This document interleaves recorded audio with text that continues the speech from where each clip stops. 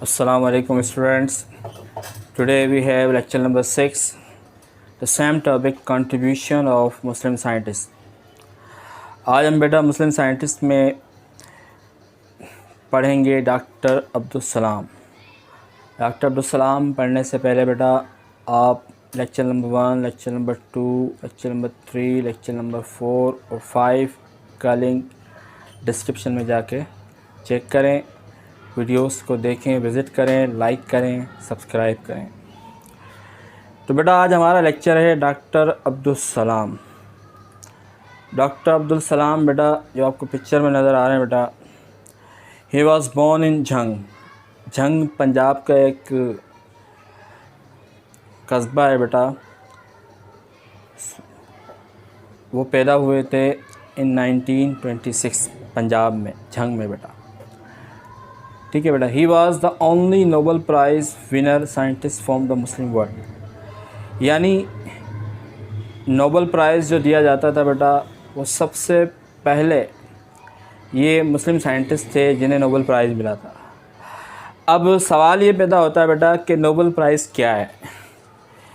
Nobel prize से मुराद ये है बेटा कि जैसे आपकी स्लाइड में नज़र आ रहा है, जो मैंने आपको इंग्लिश में लिखा हुआ है सारा, थोड़ा ये पढ़ के सुना देता हूँ, फिर मैं आपको थोड़ा डिफ़ाइन करता हूँ बेटा। The Nobel Prize is a set of annual international awards bestowed in several categories by Swedish and Norwegian institutions in recognition of academic, cultural, or scientific advances.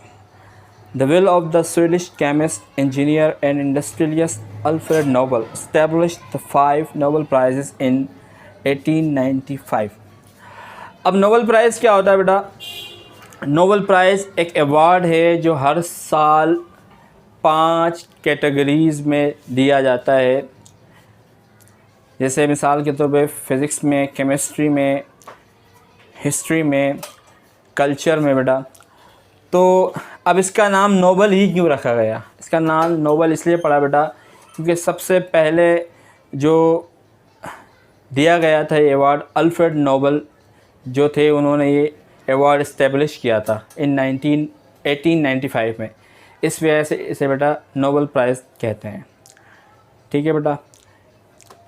उसके बाद हमारे पास ही was awarded Nobel prize in physics in 1979 for his work on grand unification theory. Grand unification theory में इन्होंने काम किया था बेटा, इस पर रिसर्च की थी, उस पर इनको नोबेल प्राइज़ मिला था 1979 में। अब GUT क्या होता है बेटा? GUT से मुराद ये है, grand unification theory is a model in particle physics, ये ब्रांच है फिज़िक्स की एक बेटा, at high energy in which the 3 gauge interaction of the standard model which define electromagnetic weak and strong interaction of forces are merge into a single force.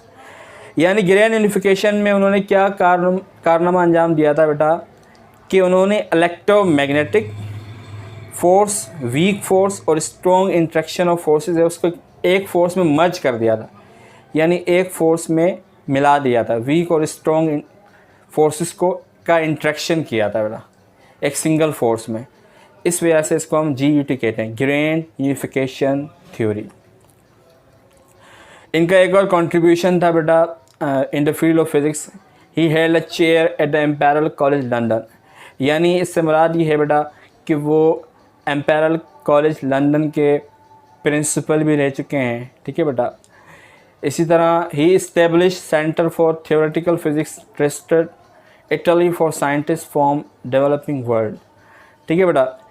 इन्होंने एक institute भी कायम किया था बेटा, सेंटर कायम किया था इटली के अंदर। ठीक।